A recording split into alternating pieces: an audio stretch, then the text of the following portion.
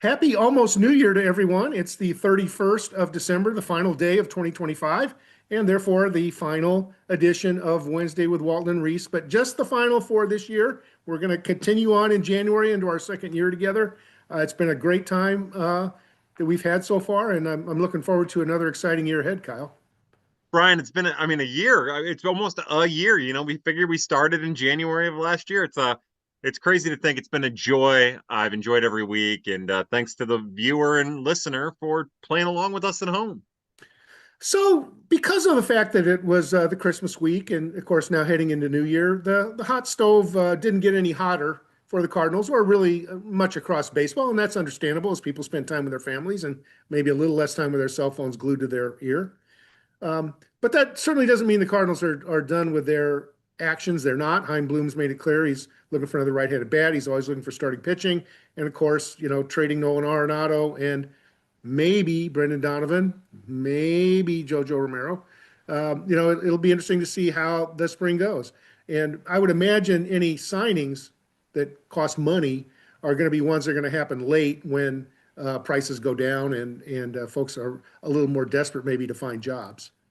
Yeah, once their financial certainties become certain, I guess, really Mhm. comes down to Nolan Arenado, and you know, I just can't help but think that they're gonna hit a crossroads with that. The little chatter you hear around baseball, I think that fans might believe that the Angels would be interested in Nolan Arenado, and then maybe people think that Arenado wouldn't go to the Angels. But I'll tell you, it doesn't sound like there's much chatter that anyone's interested in Nolan Arenado. That even the people who have reached out have not really. It's not. It's just been about like how much are you willing to spend for us to even engage in these talks. So I'm I don't know. I just think that like if I'm the Cardinals and I'm in that position, I'm still in a tough financial understanding of what exactly my financial market is in the first place for a penny pitching organization. And in the, That in the second year in a row, Alex Bregman has the third base market stalled until he decides where he wants to go, whether that's back to Boston or somewhere else. Nolan Arenado would be the second or third or X number choice on anybody's list. And so, even the teams that, might be interested if the money was right are going to sit back and wait and see. Yeah, probably, and maybe even not even wait and see. I think that a lot of teams, you know, I think we're doing a couple things with Nolan Arenado, and not to assault Nolan Arenado first thing out of the gate here as we enter the 2026 season, but he's not good. He's hit very well against left-handed pitching. Okay. Unfortunately, he makes a little bit too much money to be a platoon bat, and his defense is still certainly far above average.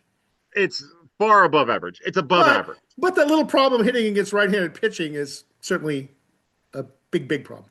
Yeah, and it's not like he's doing particularly loud damage against lefties. That's the other issue. So that's all just to say that like in a lot of ways for me, and I said it on Twitter, and I don't have any like information to back this up, but it feels more like the end of the Dexter Fowler era in St. Louis, where it was just, and that's the Angels, of course, but that was just like, all right, here's the deal. We will give you 95% of his contract if you just take him and pay 95% of his contract if you just take him off our roster.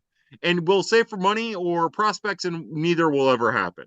Right. And like to me, that's where Nolan Arenado is. And maybe somebody is pays for the defense or the platoon splits or thinks that just like last year when he put 6 miles an hour onto his swing in the offseason that just dissipated by the time he got to May.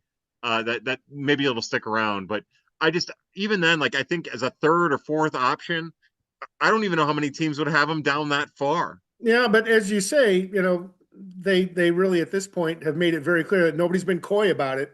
Hein Bloom very clearly said, "Hey, we think it's best for both parties if he plays elsewhere."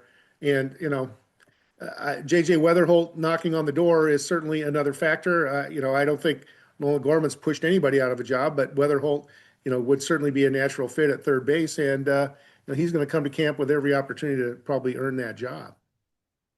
Yeah, Brian, it's going to be fun, and it's funny to me because I just think like we're also focused on Brendan Donovan, and I think we all know deep down that the Arenado market is just a disaster. So there's still so much of an off season left. We're still 2 months away ish, or a month and a half away from people reporting to spring training, and but it still seems like the clock is ticking and the pressure's on in some ways. Yeah, yeah.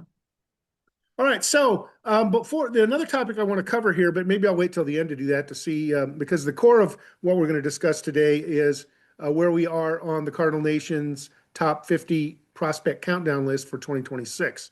We're now, well inside the top 10. In the last few weeks, we had so much news, we didn't really get into it too much. So this time around, I'd like to spend the majority of our time on that, and we'll come back around to the top 10 stories of 2025 as we posted for free at the Cardinal Nation, and I'm going to ask Kyle about his perspective on some of those. But first of all, one of the things I like to share now and then on these Wednesday with Walton and Reis things is when I see interesting things that Kyle posts on social media. And just the other day, and I'm going to read it, he wrote, "Here's a write-up where a person just raves and raves like a maniac about how much he loves a lefty." And Kyle, I want you to know how that touched my heart, that you remembered that I was a left-hander and that you feel that strongly about me and that you're willing to share that publicly. And then, reality set in and I realized you were really talking about Cooper Jerpy. You weren't talking about me at all. Maybe I was, Brian, and I was just using Cooper as my smoke screen. There's a real chance, Brian. I love you, brother. We're in this together. Love you too, Kyle. So Cooper Jerpy, you had number 7 on your list. I had him 10th, so that dragged him down to number 9 overall. But you are still very, very optimistic. Since the beginning, since the first time I heard the name Cooper Jerpy, there's all these rumors that, hey, the guy's, ultimately going to be a reliever. He's got this funky, delivery and et cetera, and he's going to be a bullpen. You're not there yet. You're still not there. No, I again, and we'll get into this when we start talking about Liam Doyle and Brandon Clark a little bit more. But it's not reliever risk; it's reliever fallback. Now, what Jerpy, I guess the one big question is velocity, because he usually only throws between 91 and 92. He gets up to 94. In college, he hit 97. But when I look at Cooper Jerpy, in some ways, he is a unicorn because of the way he throws, the fact that he's a lefty, and the way that his arsenal moves with the velocity that it has. It's a unique profile. People wanted to compare him to Chris Sale coming out of Oregon State, just because of the funky delivery.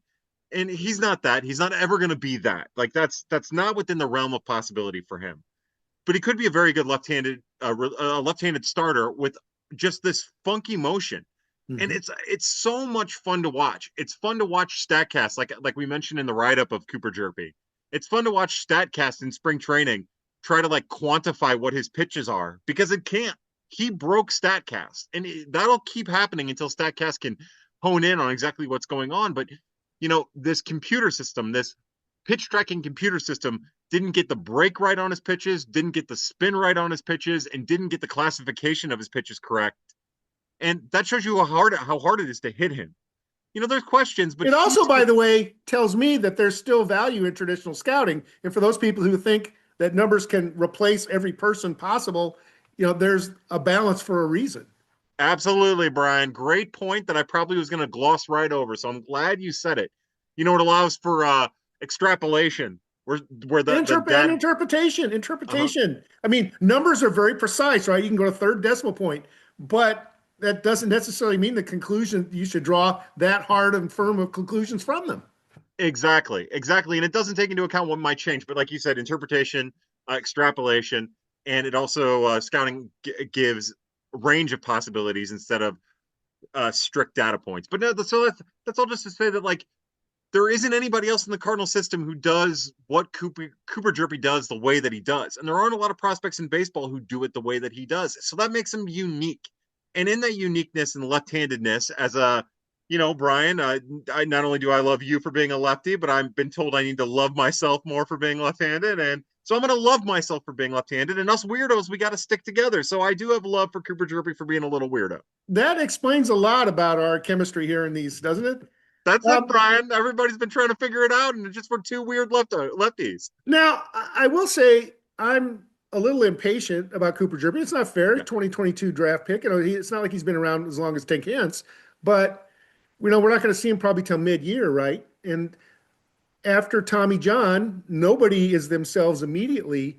My expectation is I don't know if I'm going to see the real Cooper Jerpy anytime in 2026. It might not be till 2027. Am I being too much of a downer, or is that more realistic, you think? I think that's more realistic. I don't think that's a downer, and I think in some ways it might even be optimistic. Brian. I know that the reports from his rehab are positive. I know that he thinks he's in a really good spot. I know he thinks he's ahead of schedule, but he had surgery like April 16th of last year, which would put him on track for a May debut. And knowing the way that the Cardinals operate, you're talking about a June or July debut more than likely. And when he comes back, he'll be back on his 30 pitch count, 30 pitch count, 30 pitch count, 45 pitch count, 45 pitch count, 45 pitch count if he's healthy. So And yeah, then any type and then the season will be over. exactly that's it. So yeah, you nailed it. So I guess maybe depending on what it looks like in September, maybe you see him then, but even then he's not going to be stretched out. It's not going to be um this long look.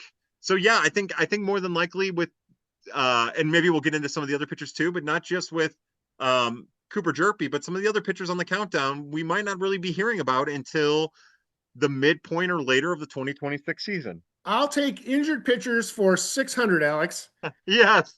So, and this is not going to be obvious to folks till we get to the end. And I do at the end of the top 50 countdown, I do a thing where I put my votes and Kyle's side by side so you can compare. But in the injured pitcher department, Kyle ranked them Jerpy, Roby, Hence. I rank them Hence, Roby, Jerpy. Now, maybe I'm holding on to the promise of Tink Hence too long.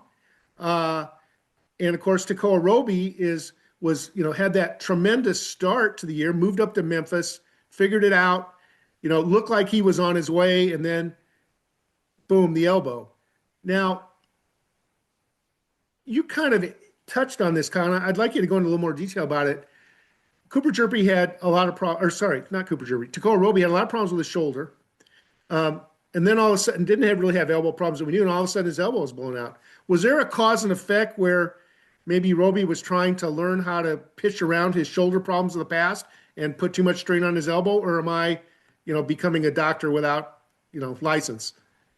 Brian, as far as I'm concerned, just having a podcast makes us doctors. I don't think that that's in dispute. I think as long as we've got a video camera, we're doctors. Well, and I did stay at a holiday anyway. Go on. Yeah. I wouldn't, Brian, I would not doubt it.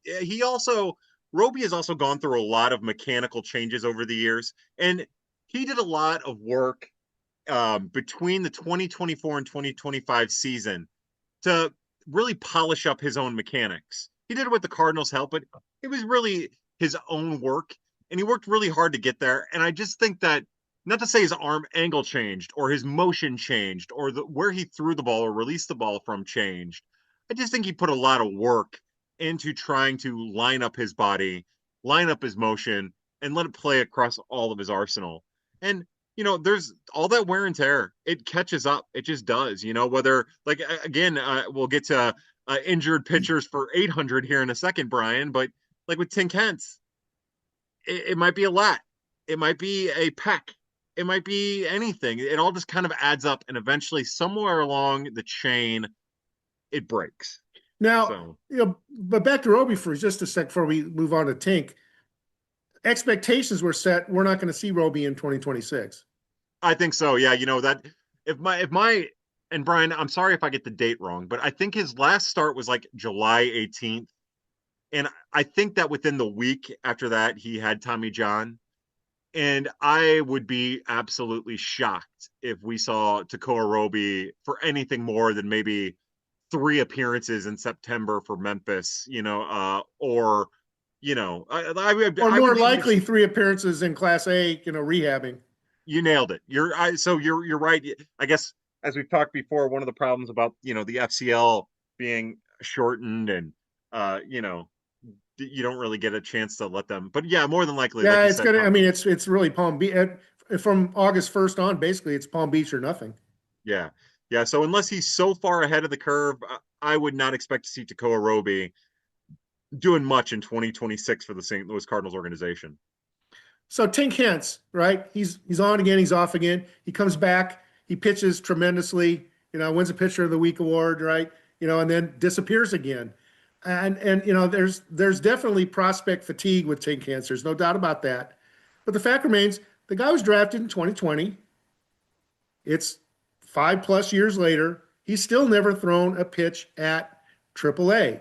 Now, this is something I've gone on. I'm not going to belabor the point because we've talked about it so many times, but it's to the point now where Chaim Bloom, one of the Zoom calls we had, and I don't remember which one it was, whether it was with Dustin May or one of the later ones, but Chaim Bloom said, we have had conversations internally about whether to move Tink Hence to relief. Now, for him to announce that publicly, that probably means that there's fire behind that smoke. Yeah.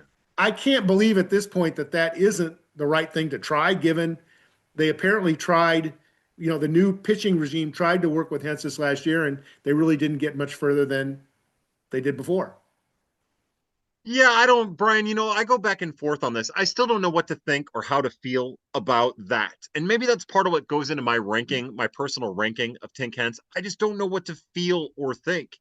I'm the type of person who wants them to hold off on moving anybody to the bullpen who has the potential to be a starter. And I guess it's all just about like what your hope is. I do think if you can build them up to be a reliever, then it's a good thing. Get him in the majors, maybe he makes an impact. There's no guarantee that having to throw as frequently as a reliever does is going to be fix what ails him. I get that, but the point is he's already used one of his 40-man option years, minor league options years. 2026 is going to be his second option. Then 2027, there's nowhere else to put him. If he's not ready for the major leagues, he's done. Yeah. Yeah, I don't know. I don't think, I guess in my mind, if I boil it down, it's not going to matter if he's a starter in the minors or a reliever in the minors. It's what role he ends up playing at the major league level. So that's why, like, if you're going to make him a reliever, then does that mean you're going to give him a real shot to make the major league club out of spring training? They're not going to do that. He's not So, ready. He's not ready. He's never played. He's never put a uniform on in Memphis. so that's my point. Is that's where I get kind of caught up in this. I don't have a problem with them thinking about him long term as a reliever, but if you're still going to practice caution with him out of the relief role or the starting role, then just let him be a starter. Like I don't. Then when he gets to the majors, make him a reliever, and then maybe somewhere along the lines you can do the reverse osmosis where you turn him back into a starter from being a reliever. I'm fine with that. I don't know what the right plan is, and I don't know what the right answer is, and I don't think anything's worked. So I get pivoting to something different. Has the guy ever thrown more than 5 innings? Yeah, didn't Once, he? Okay, so once, I twice. thought in 2024, Brian, he did it. He ended up doing like 2 or 3 times, but I don't. But that was it. That was it. I mean, he's not been an Iron Man.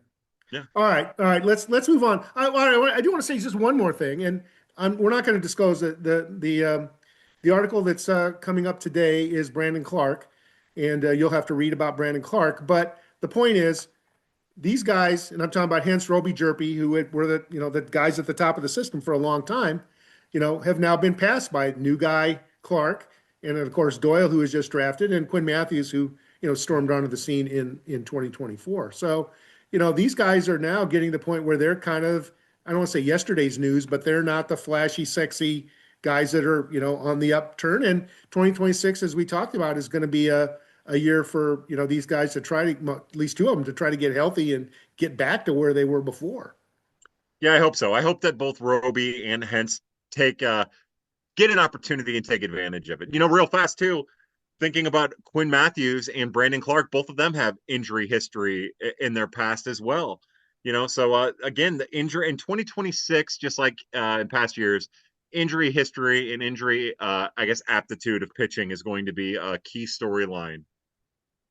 Now, I in this discussion about pitching, I shorted one guy, and it's not fair to him because he's a guy that produced all year long. I'm talking about Ishan Henderson, pitcher of the year in the Texas League, took the ball every fifth day, delivered consistent, solid results.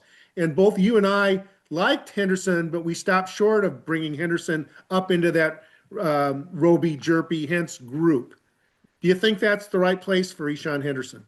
I think we nailed Ishan Henderson, and I'll tell you, I've gotten a lot of positive feedback from people around baseball about where we have Ishan. I think that we're starting to see some national people be a little aggressive, and we're still seeing a lot of people sleep on his ability to be a starter. So I think you and I kind of hit the sweet spot there. There's a limited ceiling with him. He's gotten to more velocity. He's done pretty much everything that you wanted him to do as he entered the 2025 season, and he's capitalized on it. But I think that I think that he still struggles to get swing and miss on a high. I mean, he's got a good strikeout rate. Doesn't really walk everybody. Like he's got a good strikeout to walk rate. Those things work out just fine. They'll transfer, but he still doesn't get a ton of swing and miss across the board on all of his offerings. So I think that he's exactly where he is for a reason, and he is what he is, which is again like I've never been big on, as I say in my write up of Ishan Henderson, Brian, and as you pointed out when you tweeted it out, I think that Ishan Henderson can be every bit as good as Matthew Liberatore. I really do. I mean that as a major league starter. But I've also always kind of been the low man on Matthew Liberatore when giving my own personal opinion on him.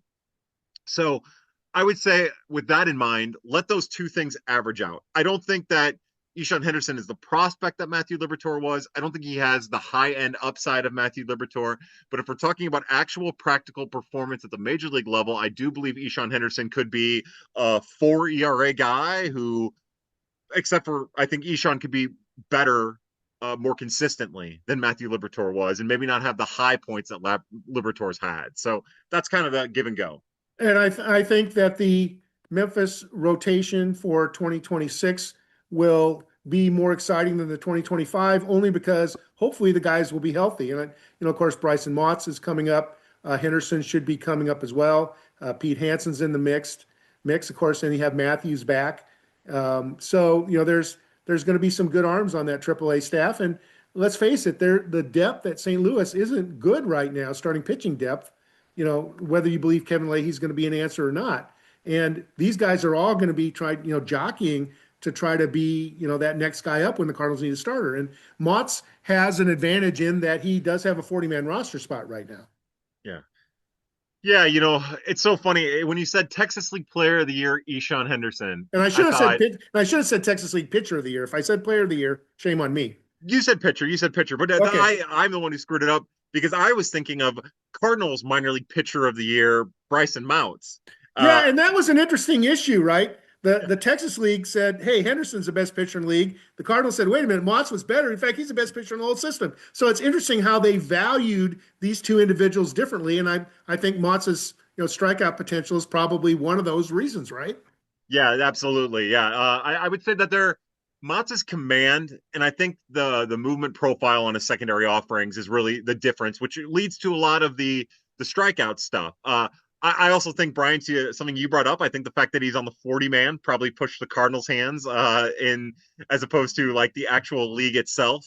I think, and the reason for that, by the way, folks, is that Motts was drafted a year earlier than Henderson, and therefore he had to be protected from the Rule 5 a year sooner. Henderson's going to be in this same boat 12 months from now, as will Matthews if he hasn't made his debut. Chen-Wei Lin. There's some others that are going to be forced with 40-man decisions a year from now, which will be a very interesting time as we head toward the potential labor strife. So something else to talk about another day, but a consideration really, because all players who are on the 40-man roster, if there is a strike or a lockout, will be prohibited from playing.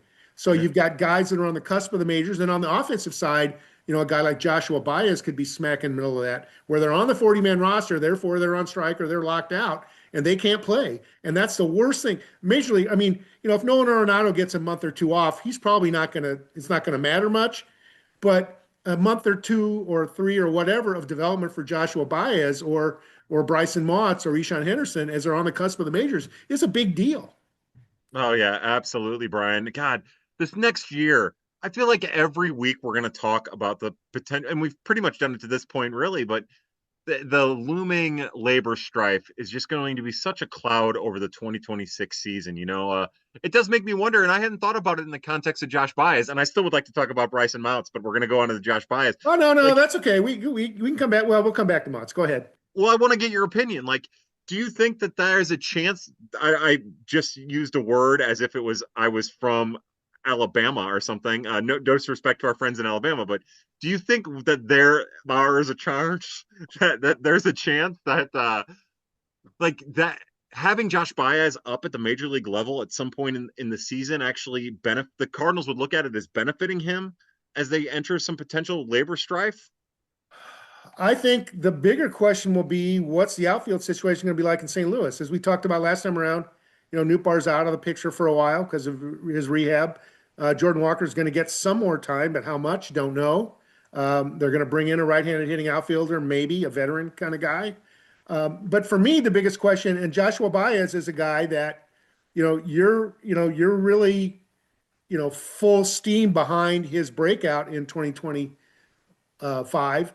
I acknowledge the breakout and everything behind it, but I want to see it at AAA because a year ago I saw Jimmy Crooks Yeah. outperform Baez in every way at the same level. Granted, he was older, but at the same level against the same kind of pitching, except for stolen bases. And when he got to AAA, things got a lot tougher. It's true. And so I want to see what Joshua Baez can do. But if Baez goes to Memphis and plays in 2026 like he did in 2025, then he's going to push his way to the St. Louis picture. Yeah. And I hope they do. and I hope, frankly, he gets up there because he deserves it, not because there's some external reason that forces it. Very well said, Brian. I completely feel the same way. Yeah. Man, I can't wait for this year.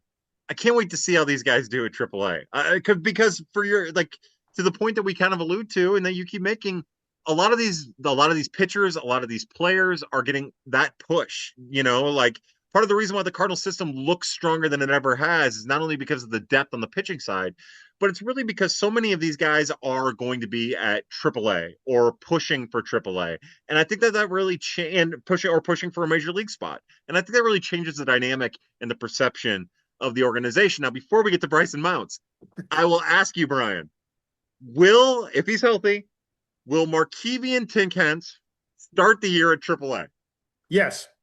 I think if he's ready to go, he will start at AAA. My gosh, he's been at AA for what, 3.5 years? I mean, it's time. It was time. Folks may not remember last winter, the Cardinals did something very unusual. They promoted Tink Hence from Springfield to Memphis on paper during a time of the year when nobody was even playing. Yeah. So it was like, okay, Hence is in our plans for Memphis in 2025, period. Problem is, when the season came, he wasn't ready to answer the bell. And once he came off his rehab, they said, well, maybe not. Rehab didn't go so great, so we're back to Springfield again. Like I said before, time's running out. I think if Hence can play, he's going to be in Memphis. Now, will he start? Probably because he's Tink Hence. He'll probably start unless they make this decision to switch him to relief. But they better have somebody ready to pitch the next 5 or 6 innings after him because we know how deep or how shallow, is that the right way to say it? How shallow he pitches in a game. I like that. I've never thought of it like shallow. That's what I'm going to be using. Deep. It's like the opposite of deep. I don't know.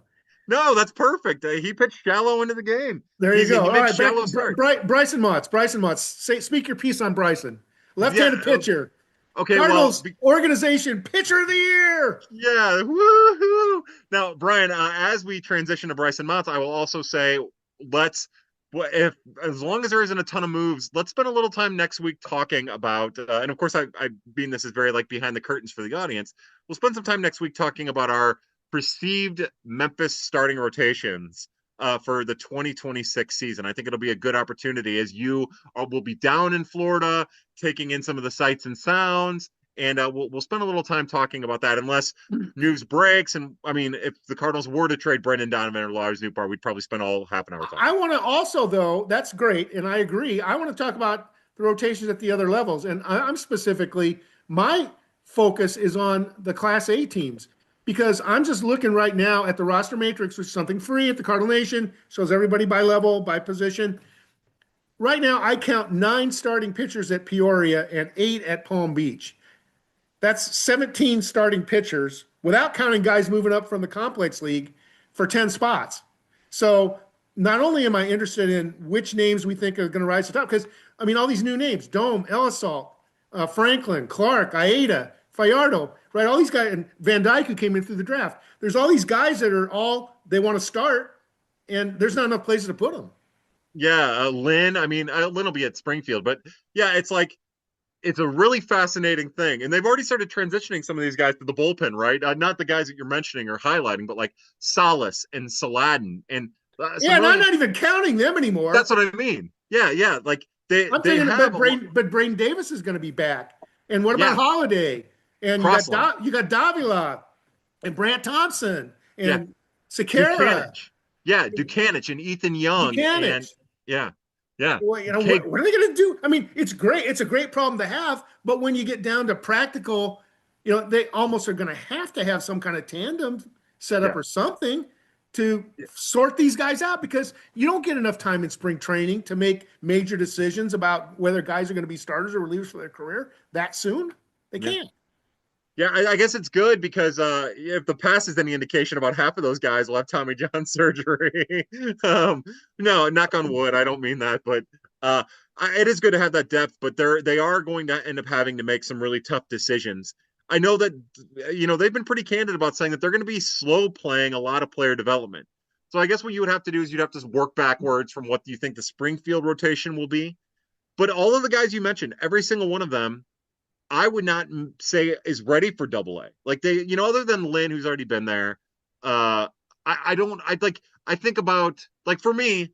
Hey, and we're gonna talk about this. Pardon me for interrupting, Kyle. Yeah, We'll talk about this next week when next time around we're gonna talk about prospects 6 through 1 because a week from now we will have had the whole 50 unveiled. But we saw Liam Doyle get brought up to Springfield at the end of the year. Now, some folks immediately jump to the conclusion, well, that's because Liam Doyle is going to start in Springfield next year. And the answer is, well, maybe, but more likely the schedule is such that Springfield played like 2 weeks longer than anybody else, and it was a way for him to actually get to play and wear a uniform versus going home for the winter. yeah, and get a part of that chemistry and be on a little run for a little bit. I mean, they brought Ivan Herrera up when Herrera was still in rookie ball, and they Yeah, brought him up to Springfield 1 year for the playoffs for the very same reason. So my only point, and we're not gonna get into Liam Doyle today, but just you can't jump to conclusions about stuff like that. That happens at the end of the year. yeah. No, all I was gonna say is like I would wonder if like the past regime would maybe if they Tanner Franklin came to spring training and looked amazing, maybe he might get a bump to Double A, and that would. But it doesn't sound like that's going to be the modus operandi of the new front office. It sounds like they're going to be very deliberate in how they promote pitchers, especially pitchers that have had less innings on their arms or less starting experience. Like it seems like they're going to be very deliberate about pitcher development. So it's that those lower levels, Brian. It's a really fascinating conversation to have, and I'm anxious to sort it out with you a little bit with time. All right, so next week we'll do that. I don't know how much time I can't remember how long we've been talking. Do you know, Kyle? Brian, we've been talking for 5 minutes, 5 to Okay, ten there you minutes. go. So let's talk briefly before we go. And sorry if this is too long for some people. Shut us off. Um, I didn't mean that really. Please stay with us. Please stay with us. Um, We love you. yeah, I posted my annual top 10 stories of the year as I interpret them across the Cardinals organization, and something I do every year. I've done for over 2 decades, which tells you how long I've been doing this. Long time. Um, Top 10 stories. Number 10, draft lottery. Number 9, player development and rankings. Number 8, FanDuel and the money problems. Number 7, Herrera catching. Number 6, Marmol maybe getting a new contract. Number 5 is how 2025 went. And normally, almost always, I'm sure in these 21 years, had what happened on the field be the top story of the year. What's more important than how the major league team did? But the reality is, we expected 2025 wasn't going to be a championship year, and guess what? It played out kind of like we expected. Number 4, all the speculation about the trades that we talked about before, Donovan, Arenado, Romero, et cetera. And that's a story that's not yet a story. Then, of course, number 2 being Contreras to Boston. Number 3, Gray to Boston. And then the biggest story of the year, in my opinion, is the end of the regime of John Mozeliak and the start of the Chaim Bloom years. What do you think about that list? What do you like? What do you not like? How would you have reordered? I know you'd have put the farm system ones right at the top, but other than Yeah. that, what's your take? That I was gonna, Brian, you know me too well. We've been doing this too long. I was gonna say for me, number one is without a doubt what you picked is number one. That is the story. It was the story all last year. It's been the story since the Cardinals brought Chaim Bloom in, and the finale of it of that era and the beginning of a new one has to be number one. It just has to be because it is what we're all looking forward to. It is where all of our focus is. We were not focused on the field, but we were just like, we're ready for this era to end. As terrible as that is to say, as the vast majority of fans. Number 2 for me would be the changes in the minor league system from an instruction standpoint. And I think that how that played out and the continued changes, the changes that were already in place as we enter 2025. I And I think those want have to been key. comment about that too, Kyle, because there was a very highly publicized ranking that was based on the value, the surplus value of the players in the system that said the Cardinals had the most valuable system in the minor leagues. But when I looked at the underlying data, there was some questions in my mind about how they valued players at different levels. But Jeff Pontus from Baseball America, who I know pretty well over time, has came out and said, "Hey, I believe the Cardinals are the minor league system that made the greatest strides during 2025." Now, you had to be a little bit down on your luck to make the greatest strides, but the fact is, the Cardinals were, around the middle of the pack in Baseball America's farm system rankings during this last season. And he, of course, talked about not only the players that the Cardinals acquired via trade and in the draft, but also breakouts by some of these returning players that we talked about. And then also, of course, this investment in player development and performance infrastructure and coaching that's, hopefully starting now to bear fruit. Yeah. Yeah, absolutely, Brian. Absolutely. So that's kind of where my mind is. And then everything else, I do think the trading of Sonny Gray and Wilson Contreras deserve to be up at the top. And after that, God, I just really love that you put what was going on the field in 2025 where you put it, because I do think that it is eye-opening that of all the things, it really was and deserving of the spot where you put it. So that's Yeah, I mean, the sad part about it, 2.25 million in attendance is something that a lot of franchises would die for. For the Cardinals, I mean, it's a million under what they normally, in good times do. And I mean, a million fans not there, that's a big deal. absolutely, absolutely. I know that they're feeling it. I don't give the FanDuel thing enough credit either. In some ways, it almost makes you wonder if that should be up further, because the story just keeps building and building and building, and it seems like the situation gets more and more catastrophic every day, Brian. Well, I mean, when all these things can be sorted down to one word, and that's money. And the problem is that regional sports network model is not a healthy model. It's not gaining new subscribers. Well, if you're not generating more revenue, all you can do is cut expense. And we saw some of the things talked about how FanDuel is going to, shave off some edges on their coverage next year. And clearly that's focused on cutting costs. But eventually you can't save your way to prosperity. And unfortunately, there's not a minor league development option for these Yeah, regional sports networks. So they got to either find somebody willing to come in and pump money into them, or they're going to go under, in which case, it'll revert back to the Cardinals. Maybe they'll produce their own networks. Maybe they'll use MLB/ESPN to do it. We don't know yet. yeah, boy. And you talk about, again, not to go back to labor strife. Here we are. We didn't even make it to last episode, but now you have this going on as you go into that. And that's going to be another huge topic. Hopefully it gets sorted out before we get to that point, but it's going to be another thing. Well, and the good news is this is the second round, as you pointed out. The first go round, they lopped off the less profitable minor league teams, and the Diamondbacks and Padres, and there were several others. And Major League Baseball figured out how to get them through. Right? Yeah, It may not have been Emmy-winning broadcasts, but they found a way to get people with cameras and microphones to call the games, and ultimately that's all people want. Yeah, I get that. They have fans of certain broadcasters and that kind of thing, but most important thing is get the games to the fans. And maybe what'll come out of the end of this is a model that actually makes sense and that people who want to pay for games can easily see them, because that exactly. hasn't been fixed in decades. Yeah, absolutely, Brian. Absolutely. I agree. All right, with that, I think we will close the New Year's Eve edition of Wednesday with Walton Reis here at thecardinalnation.com and available through all your favorite streaming apps, which I did not say at the beginning. Sorry. But you know where to find us because you're listening. Any final 2025 message to our listeners, Kyle? Happy New Year.